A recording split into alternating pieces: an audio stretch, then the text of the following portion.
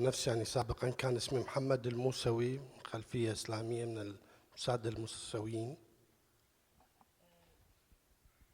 Good afternoon. I'd like to say that I belong to the lineage of Al-Musawi. It's a very old lineage descending from the Prophet.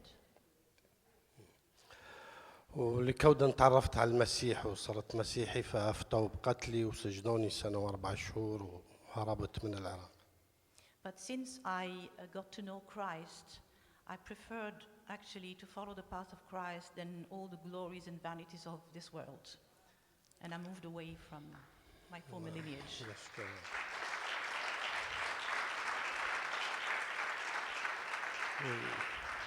هربنا للأردن، حاولوا يغتالوني يعني قتلوني، ونشكر الرب ربنا نجاني يعني.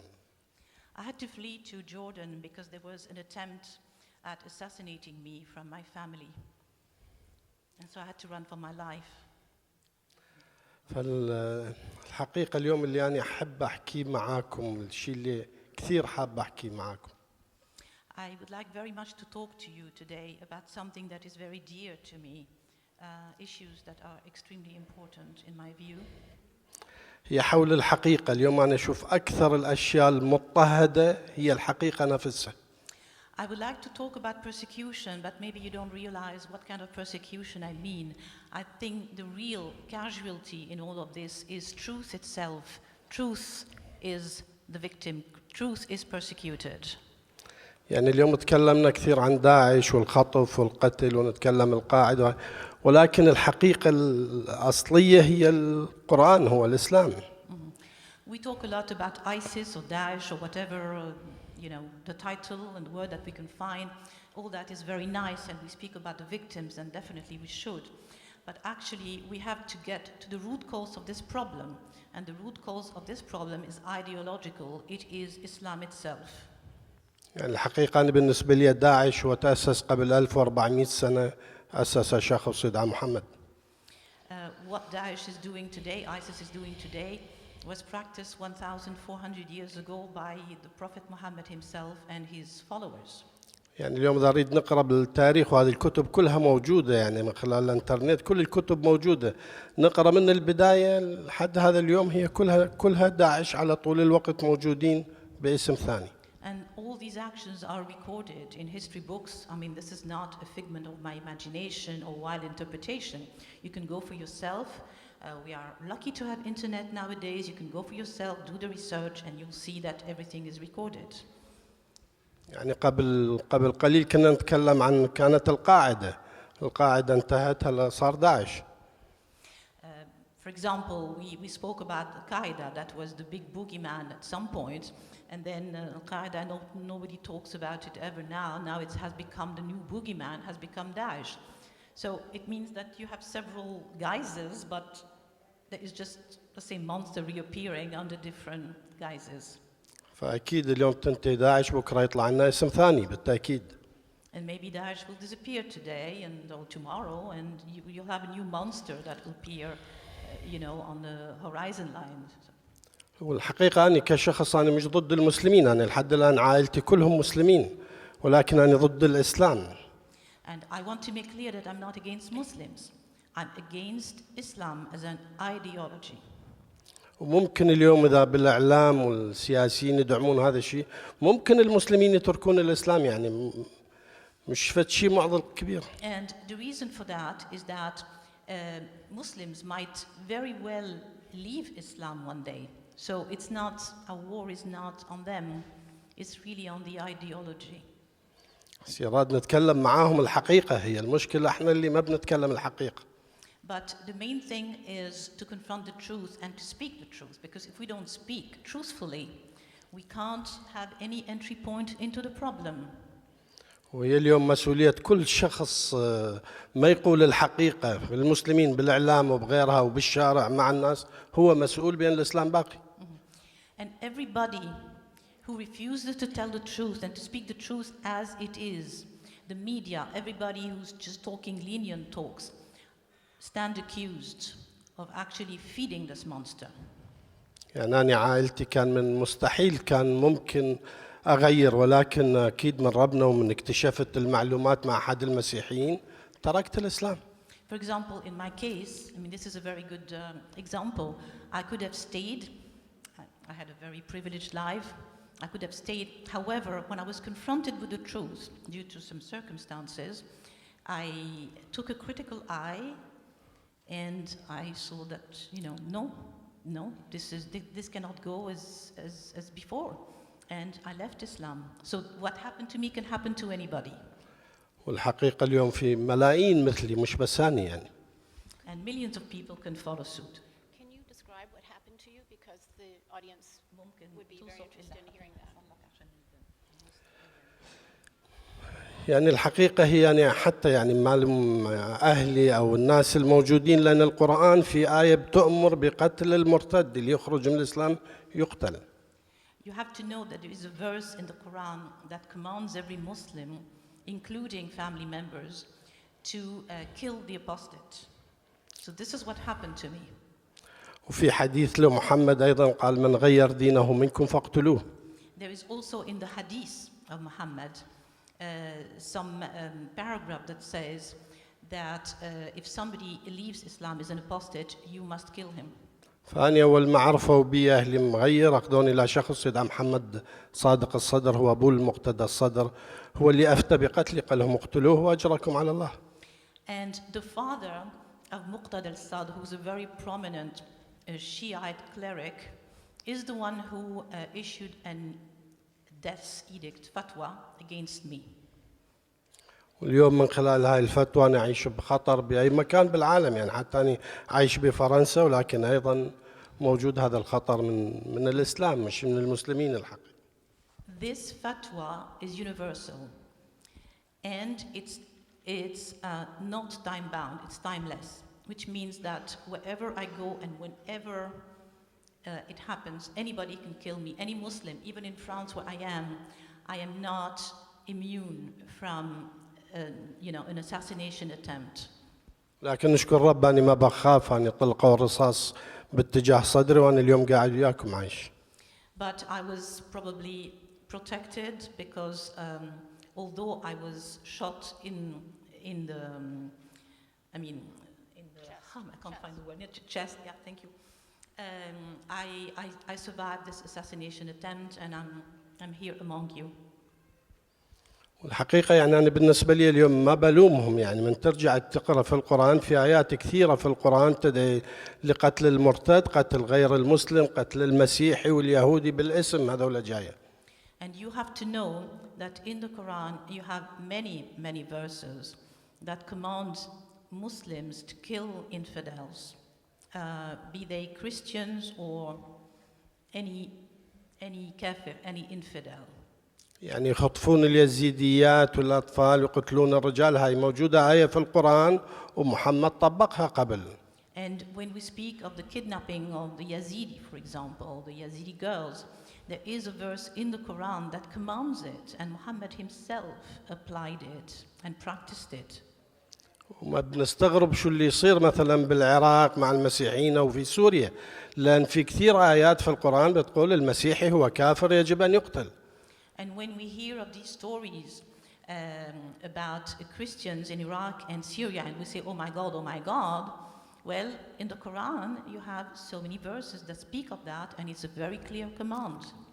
فهي الحقيقة يعني المشكلة مش في الأشخاص، المشكلة الحقيقية هي في الكتاب. So the problem doesn't rest with the people, it really rests with the ideology. لأن المشكلة الأشخاص هذول ذا اليوم هم جيدين أو راحوا وتغيروا أو إجا غيرهم، المشكلة الكتاب موجود وهذه الآيات موجودة في القرآن.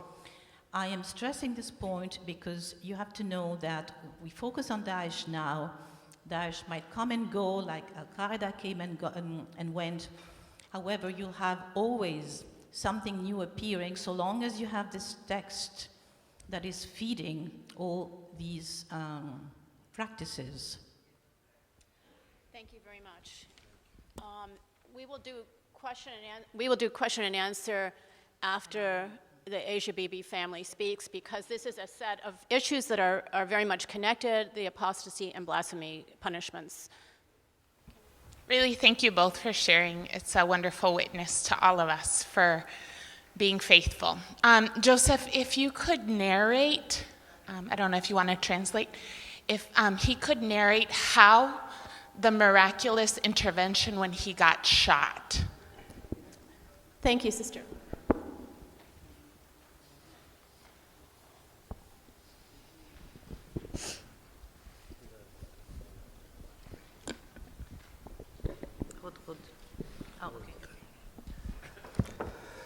يعني الحقيقة أنا يعني كنت هربنا من العراق في الأردن ومسكوني كانوا 4 من إخواني وواحد عم إلي وأخذوني بمكان وبدأوا يحكون معايا يحاولوني يرجعوني للعراق.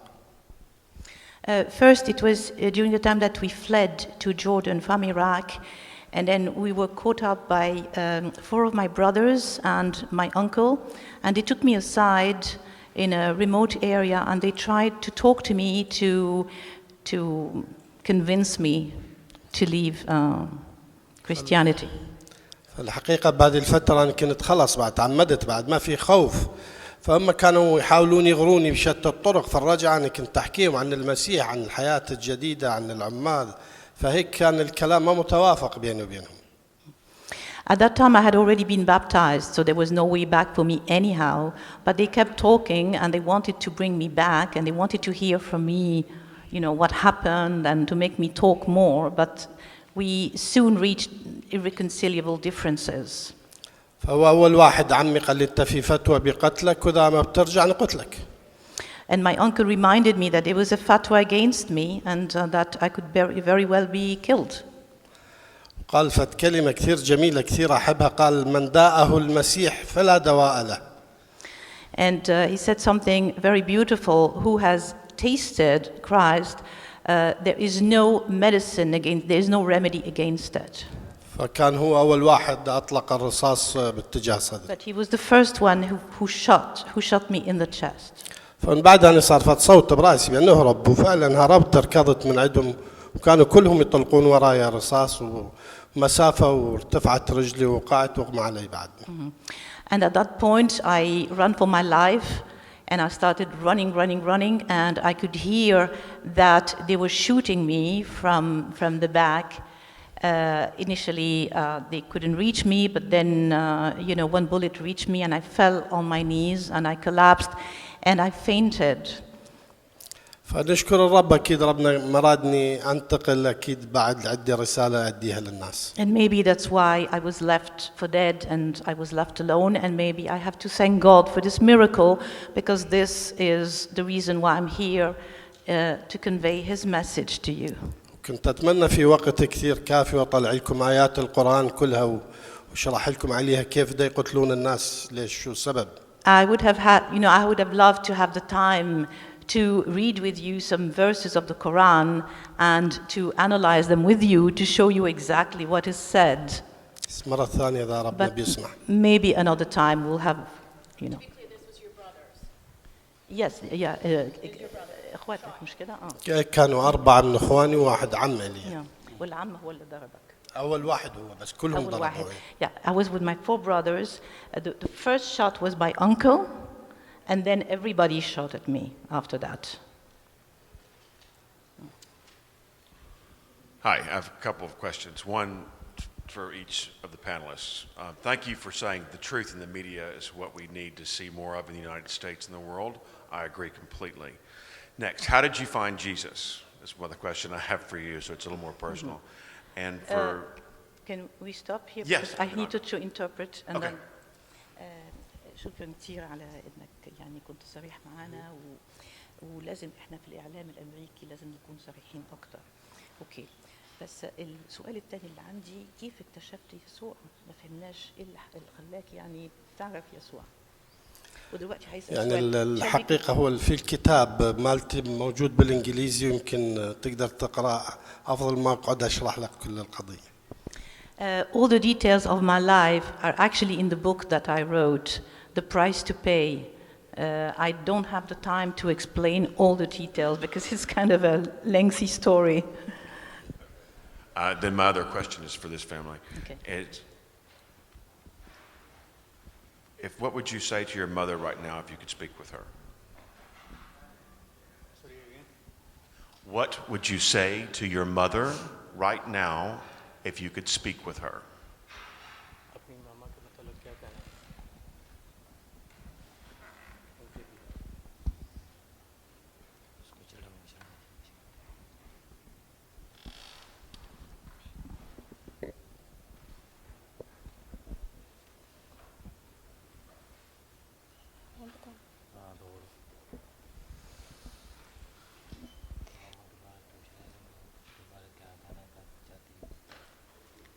मैं आप लोगों से ये कहना चाहती हूँ कि आप मेरी मम्मा की हेल्प करें, उसको बाहर लेके आएँ और आप उसके लिए दुआ करें कि वो जल्द से बाहर आ जाए. She requested to American government and the present community who is here, just say prayer for her mother. So with your support and with your prayers, she will be come out of jail very soon.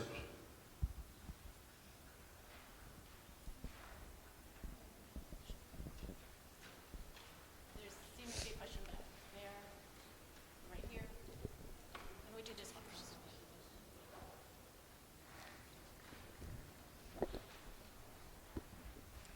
Hi, thank you so much for your talks. This could go this would go to Joseph, but also the other family may want to weigh in. What is the best way to engage Muslims in dialogue? What is the hope? For example, I live in a small town. There's a mosque. I've never knocked on the door. Maybe I should.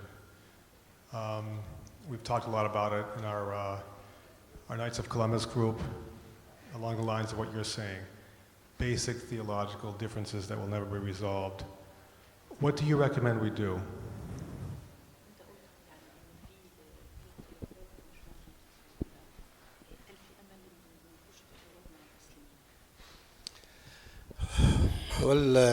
هو الحقيقة حوار مع المسلم ممكن، ولكن حوار مع الإسلام مش ممكن أكيد. Well, to enter into a dialogue, to engage Muslim is possible, but to engage a wholesale dialogue with Islam at large, that is not possible. والحقيقة نطلب من كل إنسان يقرأ القرآن ويفهمه ويعرف الأشياء اللي فيه في سبيل يعرف الآخر كيف يفكر فيها وشنو اللي يحمل الأفكار براسه. It's enough to read the Quran in order to be convinced of that. You will see how there is a bias that is introduced in the fundamental text that makes it impossible that makes a reform impossible. So. القرآن بالنسبة للمسلمين يعتبروه كلام الله ومنزل من السماء. Muslims consider that Quran is something that came directly from God to them. وهذا القرآن يعتبروه مثل القانون بالنسبة لهم لازم يطبقوه ويمشون عليه. And it is a law that needs to be implemented without thinking. وهذا القرآن يأمر بقتل الآخر حتى بين المسلمين. ها على فكرة يعني هم أكثر الناس مضطهدين اليوم أو منضرين من الإسلام هم المسلمين أنفسهم. And this applies as well to Muslims themselves. And actually the most persecuted religious group are Muslims who don't see eye to eye with another Muslim group, and they are targeted by persecution as well. يعني اليوم بدنا ننظر بالعراق وبسوريا المسيحيين اللي انقتلوا واليزيدية يعني الأعداد بالعشرات أو بالآلاف أو بعشرات الآلاف، ولكن من تنظر للمسلمين مئات الآلاف ماتوا من المسلمين. When you look at what happens in Iraq and Syria to the Christian and Yazidi, of course we have tens of thousands of people who are victims of Islamic terrorism, but Muslims who fall victim of it are probably in the hundreds of thousands. Yeah, I'd just like to add that Joseph touched on a point that is so right, that Muslims themselves are very much persecuted under these blasphemy and apostasy laws. And I worked on a book called Silenced, which is about the blasphemy regimes. around the world as a survey, and its foreword was written by the former president of Indonesia, the world's largest Muslim country, who agreed with us, so that Muslims were being put into a suffocating chamber, an ideological prison through these laws. And I want to point out that there were reform voices who were put on trial in prison for blasphemy, in Afghanistan for arguing for women's rights, in Iran for arguing against clerical rule, and that is Ayatollah Borojerdi. He himself is an Ayatollah who's been in prison, in Evin prison in Tehran for 7 years. In Saudi Arabia, there's a blogger who's gotten some attention here, Badawi, who is sentenced to 1,000 lashes and in prison for criticizing the Sharia law of Saudi Arabia. And in Pakistan, you have, in addition to Asia Bibi, you have the entire Ahmadiyya population considered to be heretical or to be blasphemous by their mere existence. So these laws are extremely pernicious because it's impossible to reform as long as they exist. Again, it gives a platform to radicals within the society. Yes, Bishop. Me? You can go first. Bishop, I think he wants to respond to this. Yes. Joseph Fadelle has made a distinction between being a Muslim and being Islamist. Being Islamist is an ideology. Being a Muslim is following the religion. Now my question is this. Speak up, please, sir. Can you speak up? You are not hearing me? Okay. No, because I'm interpreting at the same time, so I'm covering my voice. Okay. Do I start again? If I bring the micro, can I start the question again? Yeah. Okay. Very close, like this. He has made a distinction between being a Muslim and being Islamist. Islamist. He didn't write say no. Okay. Being a Muslim is like following the true religion. No. Being an Islamist is like an ideology that believes on discrimination, of hate of all those who are not Muslims, and things like that. Now, I want to ask the question about those you call good Muslims that we can dialogue with. Are these good Muslims that we can dialogue with, are they true to the religion that is called Islam, or they are, by their openness to me, their openness to us, they are unfaithful to their Islamic religion? That's number one. Then, number two, if I am married to a woman and my wife slaps me, I can forgive her. I will turn away. But if a madman, a lunatic, comes to me to beat me, to harm me, it will be stupid and foolish to say I am turning the other cheek to the madman because he doesn't know what is happening. Now, we find out today that the general trend is we should welcome martyrdom from these Islamists. I see these Islamists as lions that when they come to you, you should find a way to protect yourself from them or else they will kill you. Should Christians continue to say we like martyrdom, we want to be described as martyrs, and then when we see Islamists coming to destroy us, we should just surrender to that kind of attitude? What should be our attitude to Islamists?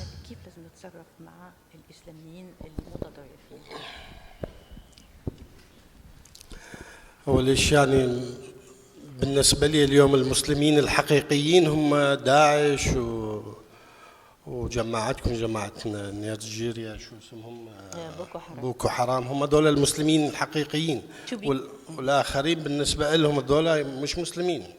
To be clear, to be crystal clear, the real Muslims for me are ISIS, Daesh, and Boko Haram.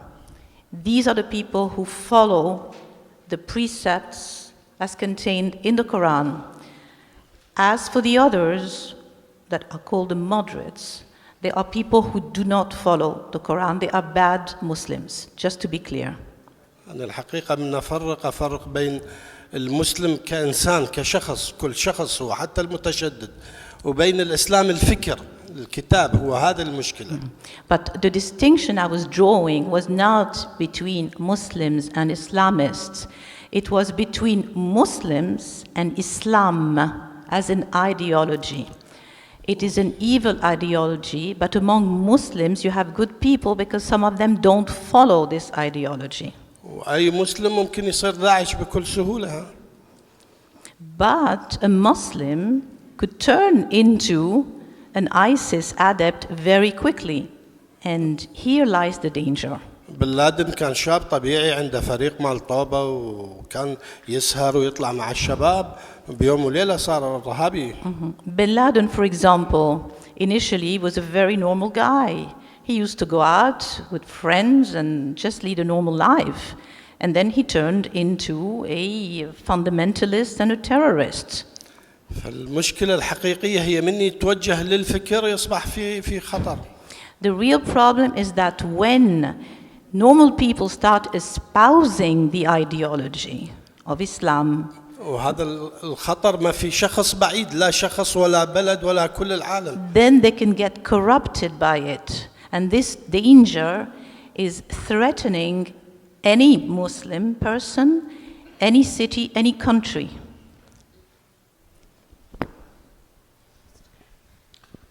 Thank you very much. Thanks for your testimony. I would like to have a question for you, especially for Nashi. Are you still confident on justice while the radicals are saying that they should executive Asia, that the mullahs were in the judge, etc.? For Nadine, could you update what is the actual situation of the Asia Bibi judge?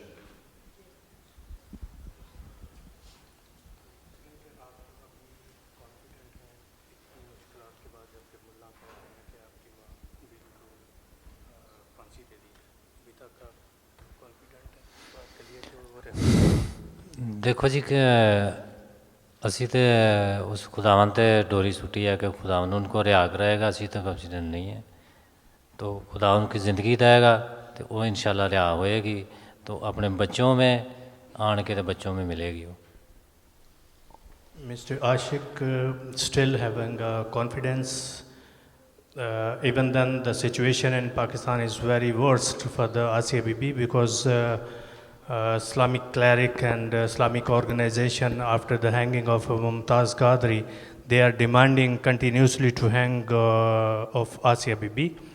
But still he having faith and believe to the God. God will provide everything and she will be released soon.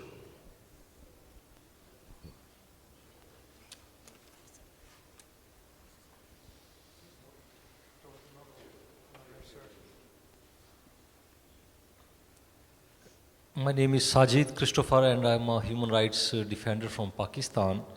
As Nina, the facilitator, you had mentioned that blasphemy law, this is more the problem to Muslims. But I would like to add my experience or my opinion here that there is a differentiate between blasphemy law for Christians and blasphemy law for Muslims. Because if the Muslims are misusing blasphemy law, that's just to settle their personal grudges, they misuse it. But when a Christian is accused for blasphemy, that's accused because of their religious based hatred and because of the discrimination they have with the Christians. Even we have seen in two cases, most recent cases, there was a very famous singer, Junaid Jamshed. He was accused for blasphemy case because he did, and he admitted also on Facebook there was a video where he was doing something insulting to the religion. And later on he just asked pardon for what he did, because before that they were asking death penalty and everything. When he asked pardon, the Muslim clerics, they said, okay, he asked pardon, so he should be free now, this matter is over. But if we see Asiya Bibi, so even she didn't do blasphemy. She has been asking pardon, she has been asking life, she has been asking freedom. She is never been granted. Same thing happened with Rimsha Masih case. That was a Muslim cleric who had done all that conspiracy. He put the ashes in that garbage of Quranic papers. He burnt the Quran, and when later on it was revealed that this Muslim cleric did it, he was arrested, but after a few weeks he was released because he said that I want pardon, that was my mistake. So this is a difference of justice for a Christian and for a Muslim. This blasphemy law for a Muslim is just to settle personal score, but for a Christian it's a matter of hatred and it's a discrimination what they are using, because they don't tolerate the Christians and they want to just put them behind bars or death. Well, we looked at a lot of cases, and you're saying that there's a distinction on how the law is applied to Muslims and Christians. And with Muslims, it's mainly, I think what you were saying is that it was mainly for ulterior motives, whereas Christians, it's to discriminate against them. I don't think I agree with that, because I've seen a number of cases of land disputes that were settled by accusing the Christian landholder of blasphemy, and it's used to inflame mass hysteria against that community, not just even that particular landholder, but maybe the entire neighborhood. And we saw that at St. Joseph's Colony in Pakistan, in Lahore, just I think it was 2 years ago, where there was a pogrom against the Christian community, and hundreds of houses were burned that day on probably a trumped-up charge. It just takes a few burnt pages of the Quran, throw it over the wall, and accuse that community of desecration of the Quran. And that's why I oppose any type of move here, like Senator Lindsey Graham once, after the pastor in Florida threatened to burn a Quran, he proposed that the United States pass a law to punish the burning of Qurans. I mean, there is no law to punish the burning of anything of any book in the United States, and nor should there be, because this, rather than buying peace, we see it inflames mass hysteria, and the demands keep coming to the point where any criticism of Islam is considered a punishable offense. Very, very dangerous, especially in a democracy. It erodes the democracy to ask the state to regulate speech on behalf of religion, any religion. And to do it on behalf of one religion, Islam, makes no sense at all in the West. Yet that is what the Organization of Islamic Cooperation is asking us. This is an organization of 56 Muslim majority countries, and they have been pushing through the United Nations a resolution to punish, for states to punish defamation of religion, meaning in their case Islam. So I don't think I quite agree with you, but I think that there probably are some differences in the way that this is applied. Well, I just want to see if there are any other questions. Yeah. Yes. This is for Mr. Fadelle. What sort of Muslim were you? Were you a moderate Muslim, for instance? And how did Jesus Christ become your Lord and Savior?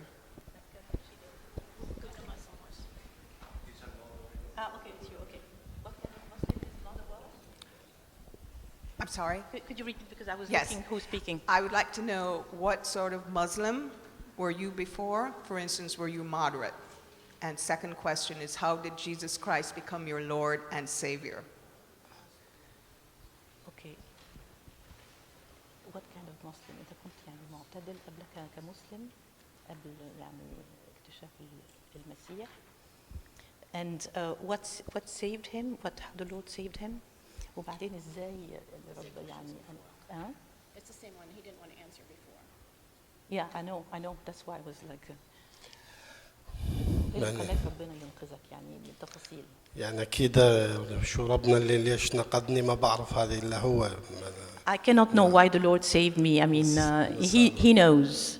The ways of the Lord are impenetrable. لكن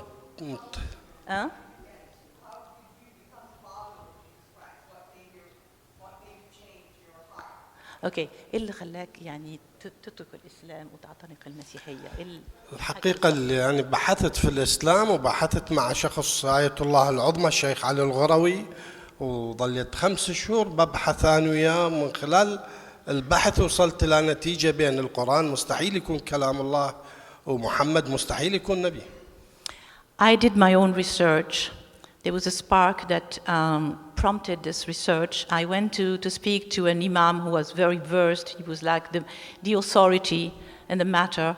And when I got very elusive answers from him, where he asked me to look no further, I went to do my own research. And by reading in a very objective way the text, in a very dispassionate way, I said, there's no way that this could be the word of God. So this is how it happened. يعني غير آيات القتل مثلا القرآن يسمح للرجل المسلم يتزوج البنت ولو عمرها دقيقة واحدة. For example, in the Quran, there is permission given to a man to marry a girl when she's only 1 minute old. وهذا الشيء ما نشوف حتى الحيوانات ما تعمله، كيف الله يسمح فيه؟ And not animals don't do that. How can Allah be behind it? ومحمد كان عمره 54 سنة وتزوج عائشة عمرها 6 سنوات. And when Muhammad was 54 years, he married Aisha, who was only 6. Did you want to say whether he's moderate? Oh, and the other question. أنت كنت يعني مسلم معتدل قبله ولا كنت يعني من أي نوع؟ لا يعني أكيد كنت مسلم، يعني مش متشدد، مش زي داعش بالتأكيد، بس أكيد كنت مسلم متشدد، بصلي وبصوم. وإضافة لهذا لأن إحنا الناس ما في شخص إحنا ينادينا باسمنا، كل الناس ينادونا سيدنا أو مولانا وبوسون يدينا، فكان إحنا لنا في الترتيب ثاني يعني مش زي. I was not a radical Muslim in the sense of like an ISIS member or anything like that. However, I was very pious and I prayed every day. And remember that I came from a family that was extremely prominent because we came from the Prophet's lineage. So people would come and would kiss our hands and would be extremely reverent with us because we represented the Prophet himself. So from that respect, I could not have been indifferent to my religion. So I was extremely conservative, let's say. So we're out of time, so please join me in thanking our very, very courageous panelists. Thank you.